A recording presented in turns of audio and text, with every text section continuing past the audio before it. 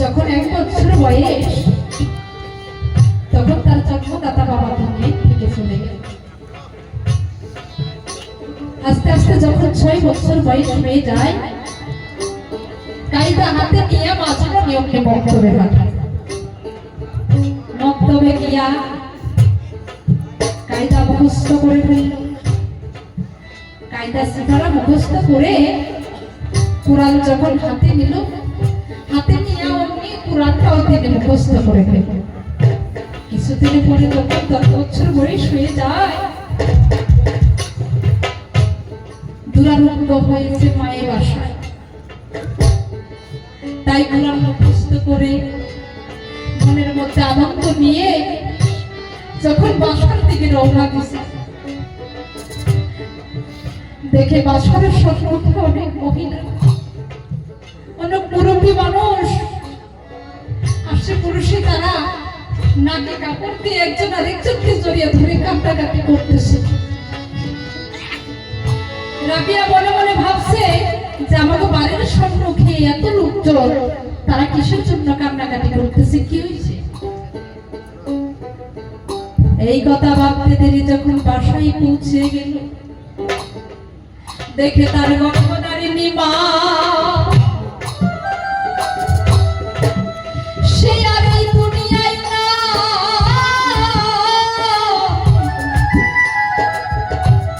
সব কিছু ছেড়ে চলে গেছে, মায়ে মায়ের দেহে প্রাণ পাখি নাই। মাও দুনিয়া থেকে বিদায় হয়ে গেল। এই মেয়ে অনেক কান্নাকাটি, কিন্তু অনেক মহিলারা তারা বুকে আনছে ধরে বলে, মারে কান্নাকাটি করিস না, সবাই কিন্তু একদিন এই দুনিয়া ছেড়ে চলে যাইতে হবে। তাই ওই মেয়ের ভাই বোন আত্মীয় স্বজন মা বাবা আর দুনিয়ায় কেউ রইল না। তো ওই বাসায় ওই কোরআনটাকে বুকে আগলিয়ে ধরে নামাজ শিক্ষা, নামাজ পড়ে এই কোরআন তেলাওয়াত করে। এমন ভাবে যখন কিছুদিন চলে গেল, এক ইহুদি এসে ডেকে ডেকে বলতেছে রাবিয়ার কাছে, রাবিয়া তুমি একটা মেয়ে মানুষ, একটা যুবতী মেয়ে, এই বাড়িতে একা একা কেমন করে থাকবে? তো তুমি তো একা একা থাকতে পারবে না, তাহলে এক কাজ করো, কি আমার সঙ্গে একটা বাড়িতে চলো। তুমি একজন মানুষের আওতায় থাকতে পারবে, বাড়িতে থাকতে পারবে, তোমার মান সম্মানের কোনো লাভ হবে না। কারণ একটা যুবতী মেয়ে একা একা বাড়িতে থাকাও তো কোনো দরকার থাকে না, তাই না গো বাবা? তো তিনি ভালো মন্দ করে রাবিয়াকে এই কথা বলতেছে, রাবিয়া তুমি আমার সাথে সাথে চলো, তোমাকে একটা ভালো বাড়িতে থাকতে দিব, সেই বাড়িতে তুমি নামাজও পড়তে পারবে, কোরআনও পড়তে পারবে, অসুবিধা নেই। রাবিয়া মনে মনে ভাবছে, সত্যি তো এই বিশ্বজগতে আমার কেউ নাই, সত্যি তো এই বিশ্বজগতে আমার কেউ নাই, আপন বলতে কেউ নাই। আমি যদি কোনো বিপদে পড়ে যাই তাহলে আমাকে কি সহায় করবে? এই কথা মনে মনে ভেবে তিনি কি করলো, ওই ইহুদির পাশে পাশে ইহুদিকে বিশ্বাস করলো না। ওই রাবিয়া একদম সরল সিধা সাদা মেয়ে, ওই রাবিয়াকে নিয়ে এমন ওদের দেখো ইহুদি, ইহুদির দয়া ময়া না,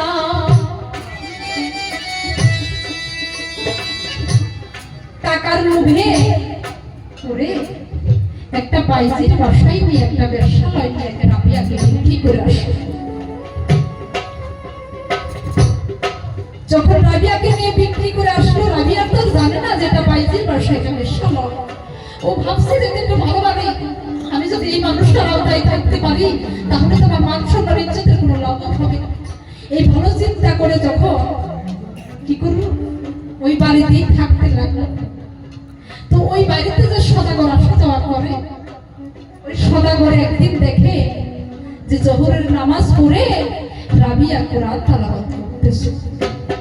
এমন সুমধুর কণ্ঠর ধ্বনি, এমন সুমধুর সুরে সে কোরআন তেলাওয়াত করতেছে, তার কোরআন তেলাওয়াতে সে ধন্য হয়ে গেছে। ভাই, এত সুন্দর সুর তো আমি জীবনেও কোনোদিন শুনি নাই। সর্দারনি কে বলতেছে, সর্দারনি তোমার বাড়িতে যে কোরআন তেলাওয়াত শুনতে দেবে না, সেই মেয়েটি কি গো? যে রাবিয়া। এই মেয়ে কি নতুন এনেছো? হ্যাঁ। সর্দারনি, আমি জীবনে অনেক টাকা পয়সা উপার্জন করেছি, আর তোমার বাড়িতে এসে আমি সবকিছু দিয়ে দিয়েছি, তবে আমার অনেক কিছু আছে। ওই মেয়েকে আমি এক রাত্র দেখতে চাই। ওকে দেখে যে আমার মন বিচলিত হয়ে গেছে, আমি যে পাগল হয়ে গেছি।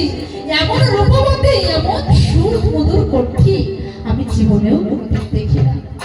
আমি ওই মেয়েকে এক রাত্র জন্য চাই। সর্দারনি বলছে, না না সদাগর রে, ওর চরিত্র জানি কেমন। ও সর্বদাই নামাজ পড়ে, কোরআন তেলাওয়াত করে, ওর মতো মেয়ে তো আমিও কোনোদিন দেখি নাই। তাই আমি মনে মনে ভাবছি ওকে যে আমি নষ্ট করতে দেব না।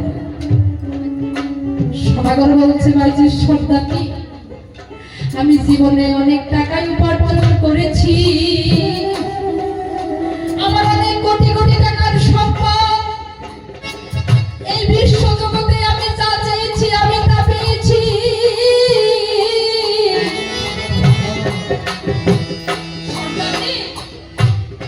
আমার সারা সম্পত্তি, কোটি কোটি টাকার সম্পদ আমি তোমার চরণে ঢেলে দেব। তবু ওই মেয়েকে আমি এক রাত্রের জন্যই আমার কাছে রাখবো। আমার জীবন আমি ধন্য করে ধন্য বিনা করে, তবু আমি ওই মেয়েকে এক রাত্রের জন্য চাই। ভাই, যে সন্তানের টাকার লোভে পাগল হয়ে গেছে। ভাই, একটা মেয়ের জন্য যদি আমি সারা সম্পত্তি পাই, তাহলে ওই মেয়েকে আমি ঠিক আছে। সদাগর, তুমি সন্ধ্যাবেলায় এসো। যখন রাবিয়ার জীবনে শেষ কালো আধার যখন মানুষের সন্ধ্যা যখন হয়ে গেল, মাগরিবের নামাজ আদায় করেছে, এশার নামাজ আদায় করেছে, কোরআনটা সম্মুখে নিয়ে কোরআন তেলাওয়াত করতেছে। এমন সময় সদাগর গিয়ে রাবিয়ার ঘরে উপস্থিত হয়ে গেছে। রাবিয়া, হাই হাই কি সুন্দর তোমার রূপ, তাড়াতাড়ি এসো, এই মুহূর্তে তোমার কাছে আমি একটু প্রেম আলঙ্কন চাই। এই কথা শুনে রাবিয়া আচরিত হয়ে গেছে। হাই হাই, সদাগর তুমি কি বলছো? রাবিয়ার মুখে বাক্য নাই, রাবিয়া কথা বলতে পারে না।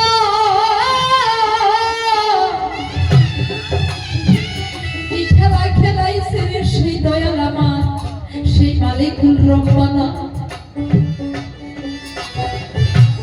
হাই হাই, তুমি কি বলছো? সদাগর রে, এই বিশ্ব জগতে আমার বাবা নাই, আমার মা নাই।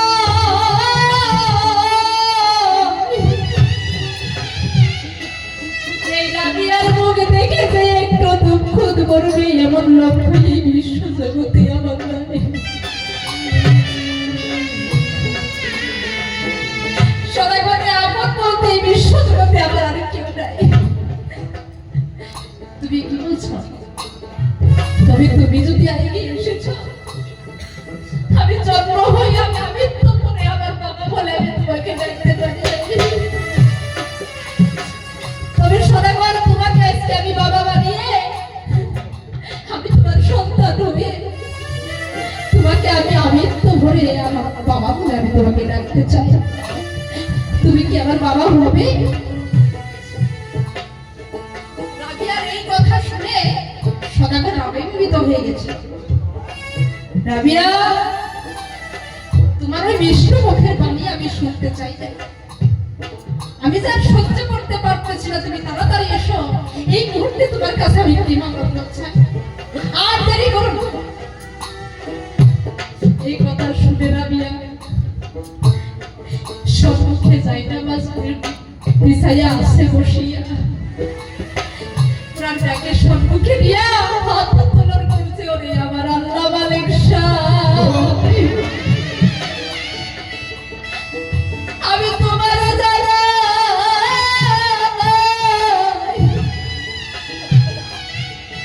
তোমার ইচ্ছা যদি তুমি রক্ষা না করো, তবে এই বিশ্ব জগতে তো আমার আপন বুদ্ধি আর কেউ তুমি রাখো নাই।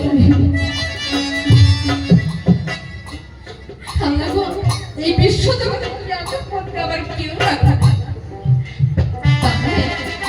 তোমার ইজ্জত তুমি রক্ষা করো, আল্লাহর কাছে ডাকতেছে। এমন সময় সদাগর আবার পেছন দিক থেকে ডাকতেছে, রাবিয়া তাড়াতাড়ি এসো, টাকা দিয়েছি, টাকার জ্বালা আছে। তোমাকে তো আর এমনি ডাকি নাই, তুমি আমার হাতে বিক্রি হয়ে গেছো। তোমার জন্য আমি সারা সম্পত্তি বিক্রি করে দিয়েছি। আর দেরি করো না, আমি যে সহ্য করতে পারতেছি।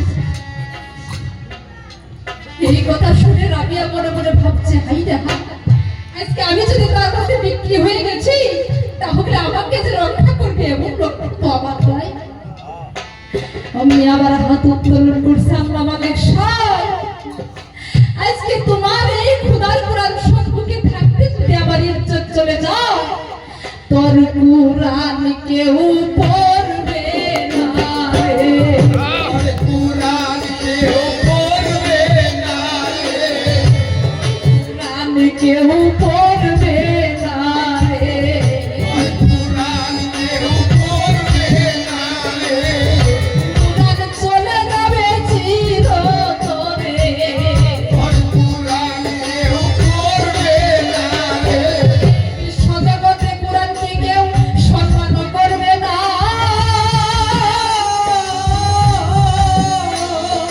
তুই যে আল্লাহ দয়াল কেউ তো মানবে না।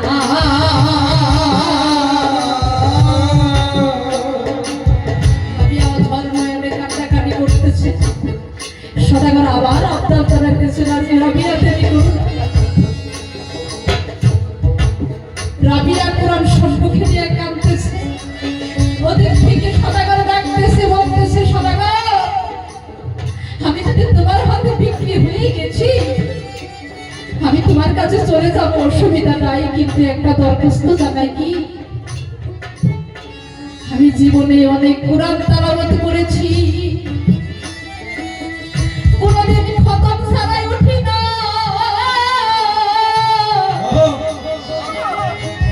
কিন্তু আজকে যদি কোরআন খতম ছাড়াই উঠি, আমি রাসূল সহায়ত করবেন না হাসরের বেলা। আজকে যদি আমি খতম ছাড়া উঠি, পুরোপুরি নবী আমাকে সহায়ত করবেন না। তুমি একটি মাত্র রূপ আছে, আমাকে একটু সময় দাও, আমি পরে তোমার কাছে চলে যাব। সদাগর মনে মনে ভাবতেছে, ঠিক আছে, একটা মাত্র রূপই তো, রাজি যখন হয়ে গেছে তাহলে ঠিক আছে, একটা রূপ বলে তুমি আমার কাছে চলে এসো। পবিত্র কোরআন শরীফ সম্মুখে নিয়ে অঝর নয়নে আল্লাহর ইশকে কাঁদতেছে আর বলতেছে, আল্লাহ গো, আজকে যদি তোমার কোরআন সম্মুখে থাকে, আমার যদি সর্বনাশ হয়ে যায়, কি জবাব দেব আমি হাসরের বেলা?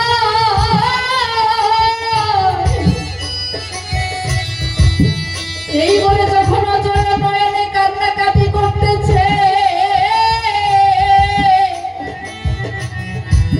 সঙ্গে সঙ্গে এক ফুটটা চোখের পানি ওই কোরআনের মধ্যে পড়ে গেছে। আমার আল্লাহ বলতেছে, ওরে জিবরাইল,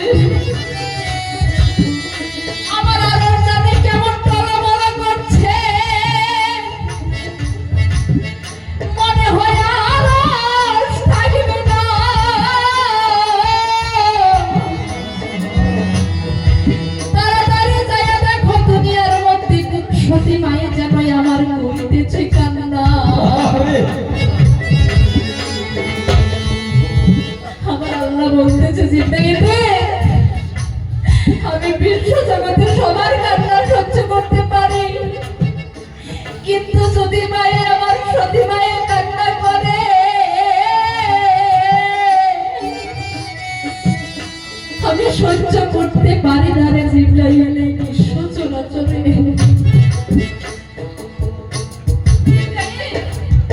তাড়াতাড়ি যাও, আর ওর মান আমার থাকবে না রে। আর ওর মান আমার থাকবে না রে। আর ওর মান আমার থাকবে না রে। আর ওর মান আমার থাকবে না রে। আর ওর চলে যাবে সারে খারে। আর ওর মান আমার থাকবে না রে। মনে হয় আমার আওয়াজ থাকবে না। জিব্রাইল দেরি করিস না, তাড়াতাড়ি চলে যা। যখন জিব্রাইল চলে আসে, রাবিয়ার সম্মুখে এসে রেখে রেখে বলতেছে, রাবিয়া তুমি এমন করে কিসের জন্য কাঁদতেছো?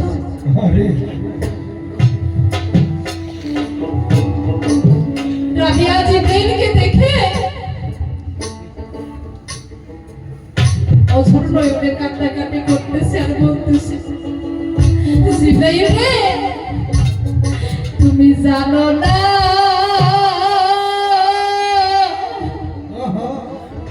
জিব্রাইল জানো না,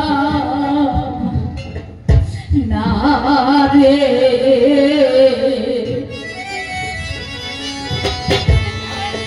তুমি জানো না,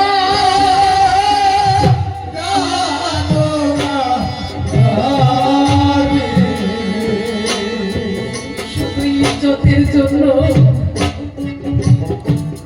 কাছে রাবিয়া জিব্রাইল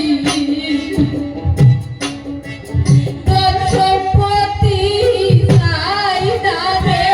তুমি জানো না, জানো না রে।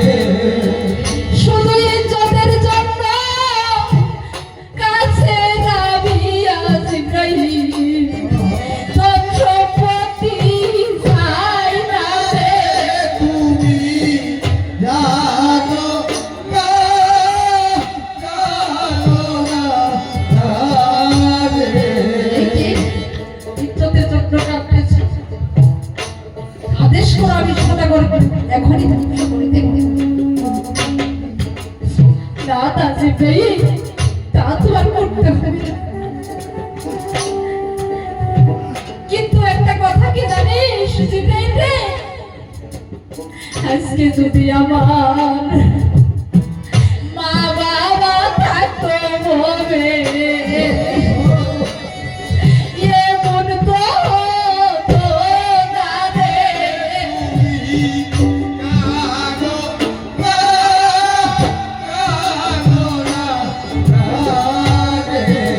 আজকে যদি আমার একটা জোড়ার মায়ও থাকতো রে জিব্রাইল, এমন তো হতো না রে।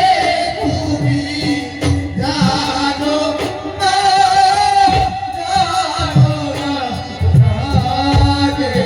নাইকে মাতা, নাইকে পিতার জিব্রাইল, নাইকে জোড়ার মায়ও রে।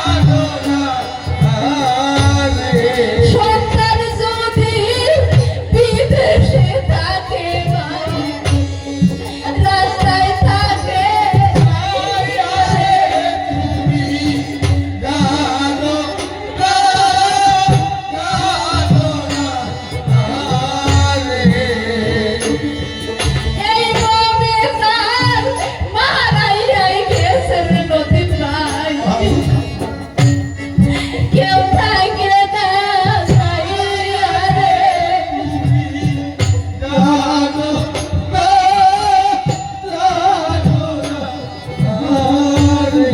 সন্তান যদি বিদেশে থাকে বাইরে, নিদ্রা তো আছে না রে।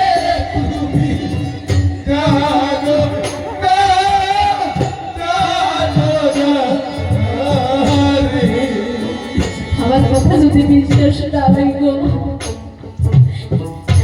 এতে গানের গভীরে যারা যারা আছে, যাদের মা বেঁচে আছে, গান শুনিয়ে রাত 2টা বাজায় বাসায় যাইবেন, দেখবেন যার মার বেঁচে আছে ঘরের ভিতরে থেকে আওয়াজ দিছে, কেদা বাড়িতে ষষ্ঠী রে।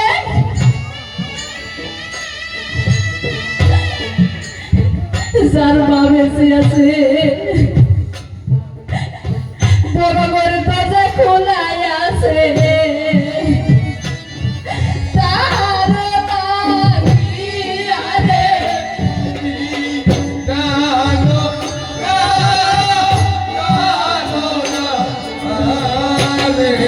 যার মা বেঁচে আছে বড় বড় দরজা খোলাই আছে, সন্তানের লাগিয়া রে।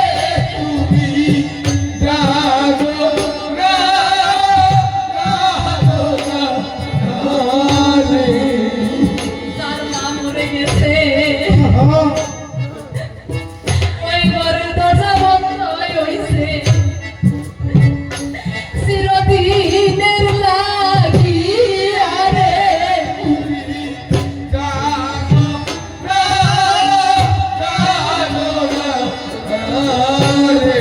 সন্তান যদি বিদেশে থাকে মায়ে, নিদ্রা তো আছে না রে।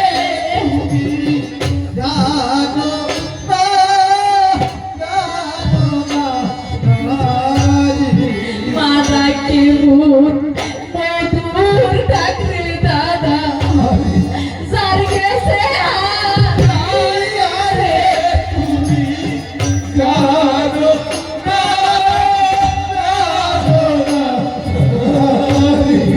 মায়ের চরণ জান্নাতের দ্বার গো, যে কইরাছে ছাড়ো রে।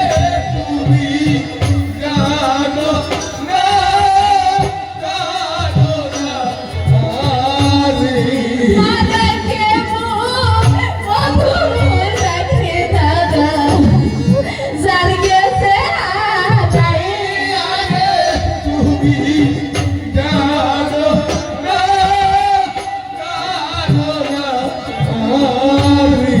মাতা গুরু পিতা গুরু গো, গুরু বড় ভাই রে।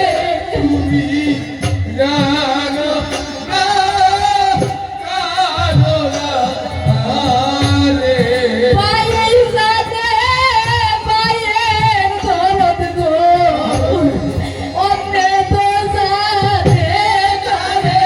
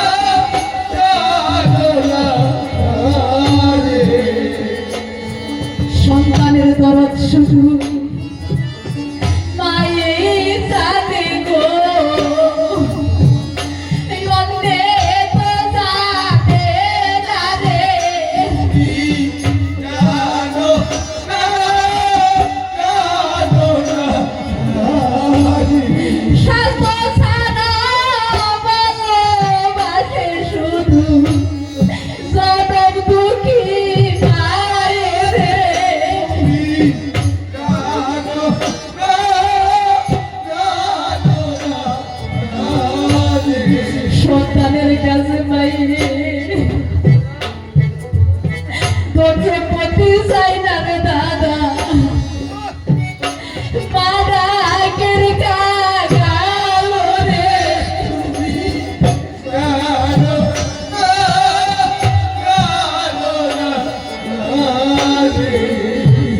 একটা সন্তান যদি তোর ডেংরাও থাকে বাইরে ফালিয়াও তো দেয় না রে